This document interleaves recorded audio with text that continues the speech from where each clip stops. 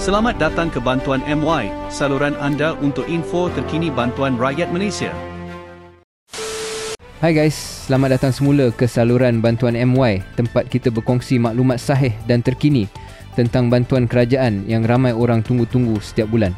Bagi yang baru singgah, jangan lupa tekan butang subscribe dan hidupkan loceng notifikasi supaya korang tak terlepas info penting lepas ni, alright?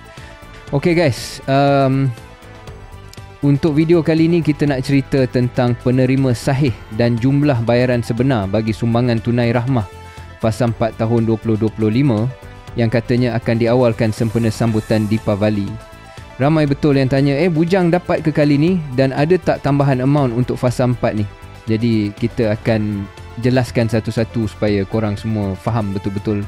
Baik, pertama sekali semua kategori akan dapat bayaran STR fasa 4 ni. Maksudnya bujang pun dapat, isi rumah pun dapat, warga emas pun sama. Jadi kalau korang bujang dan masih tertanya-tanya, jangan risau, memang confirm dapat. Untuk bujang dan juga warga emas yang tiada pasangan berumur 60 tahun ke atas, amaun yang korang akan terima ialah RM150. Ini amaun sahih untuk fasa 4 tahun 2025 ni. Tak lebih, tak kurang. Sekarang kita masuk ke kategori isi rumah. Untuk mereka yang berpendapatan RM2,500 dan ke bawah, kalau tak ada anak, korang akan terima RM200. Kalau ada 1 hingga 2 anak, dapat RM350. Kalau ada 3 hingga 4 anak, dapat RM500. Dan kalau ada 5 anak atau lebih, korang akan dapat RM700. Itu jumlah sahih guys, dan setakat ni tak ada tambahan apa-apa pun. Manakala untuk isi rumah dengan pendapatan antara RM2,501 hingga RM5,000, jumlahnya sedikit berbeza. Kalau tiada anak, korang akan terima RM100. Ada 1 hingga 2 anak, dapat RM200.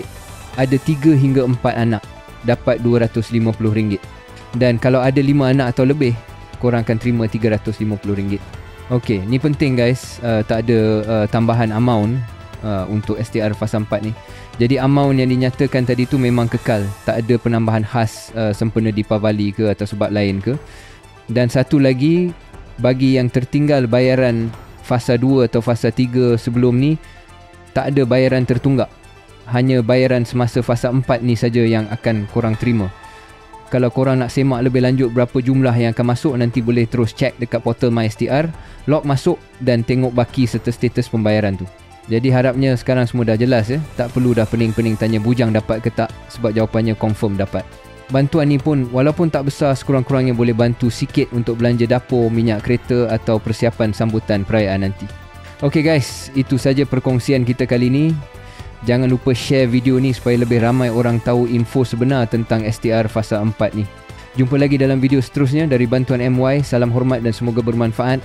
Assalamualaikum dan salam sejahtera guys.